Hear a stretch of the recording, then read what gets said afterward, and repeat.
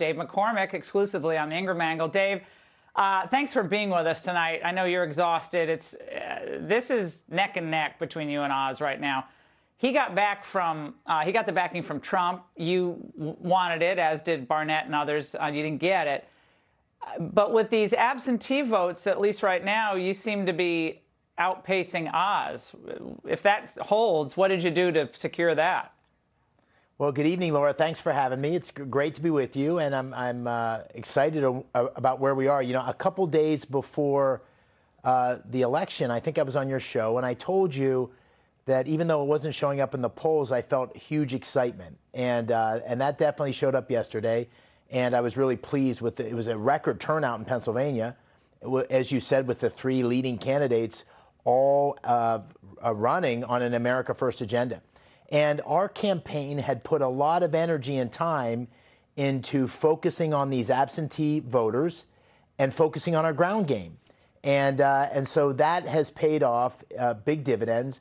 And there's a huge number of absentee ballots, which we're winning disproportionately.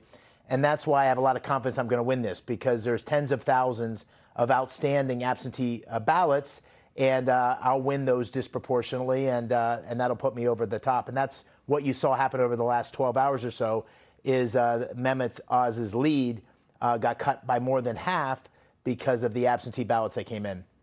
Now, Dave, in the last hour on Hannity's show, Oz appeared. We're going to play part of it. We've covered all counties to ensure that the ballots are correctly counted. This election is ours. We have done well. Reaction to that, Dave? Well, listen, I see it differently, but we'll figure this out soon enough. I think that what happened was really a groundswell of support for me, and I'm really pleased with where things stand.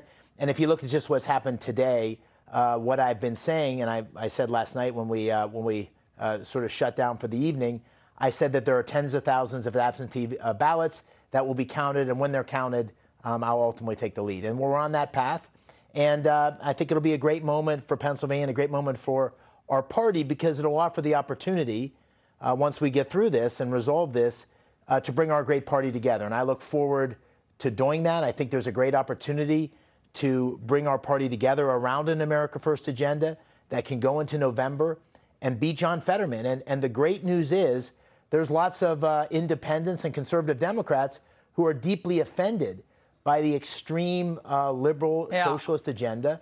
And that's an opportunity for us as Republicans to consolidate our party. I met a number of Democrats, former Democrats, that came into our party because of President Trump, and there's more opportunity there. Well, Dave, you know, the new thing, and we kind of alluded to this last night, the new thing is that Fetterman's a populist. He's got a sweatshirt, sweatpants, and shorts, athletic shorts. Obviously, we wish him well. He's recovering from his defibrillator insertion. But do you buy that he's going to fight for the everyman? I believe he just sent out a thank you tweet to Joe Biden for all his help. Well, I wish him well, as you do, and I look forward to seeing him on the campaign trail. But no, I don't think it's authentic. I think that there's a history there of a guy that went to Harvard and has a trust fund, and ultimately is going to have to defend the extreme policies of Joe Biden, which have been a failure. They haven't just been a failure for Republicans; they've been a failure for all Pennsylvanians and all Americans. And you can't run away from that. It's obvious with the inflation numbers. It's obvious with the war on energy that's made us dependent, driven up the price of fuel. It's obvious with the fentanyl crisis we have in Pennsylvania, and John Fetterman's going to have to own that. Well, and Fetterman is going to be a vote for Chuck Schumer as Senate Majority Leader. I mean, it's as simple as that. He's never going to challenge Schumer on any major issue. Now, Dave, given your background, I want to get your reaction to this. J.P. Morgan is saying that gas prices will surpass $6 a gallon nationwide by August. That sent shivers down everybody's spine today. What would that mean for Pennsylvanians? Well, it'd be terrible. But the first thing I learned at West Point was accountability as a leader. And the thing that really offends me about what's happening in gas prices is Joe Biden's trying to blame it on Putin. And when, in fact, it's the direct consequence of these terrible policies that have made us energy dependent. We went overnight under President Trump from being energy exporters and on a way to energy dominance to being energy dependent. That's what's driving up the price of fuel.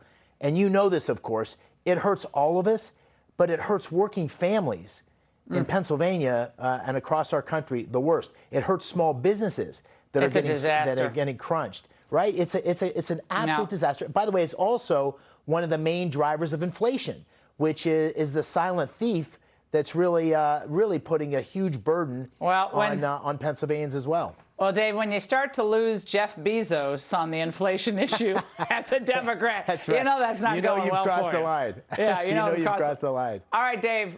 If you pull ahead and if we expect you back on, this is a fascinating race, and we're on it every night. So thank you so much. I'll be back. Thank you. Get some sleep. Hey, Sean Hannity here. Hey, click here to subscribe to Fox News YouTube page and catch our hottest interviews and most compelling analysis. You will not get it anywhere else.